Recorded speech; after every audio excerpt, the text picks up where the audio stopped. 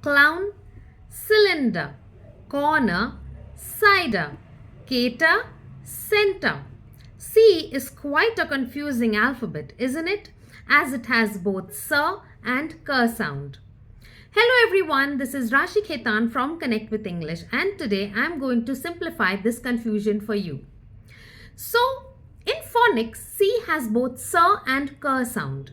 So the rule is that when C is followed by alphabets E, I or Y, it has the soft C sound, that is S. See the words cylinder, center, cider.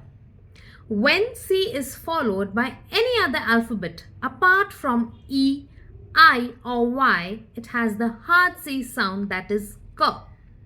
Look at these words: cupboard, catch, carom. Tell me, why does the word vaccine have both soft C and hard C sound? Please answer in the comment box below.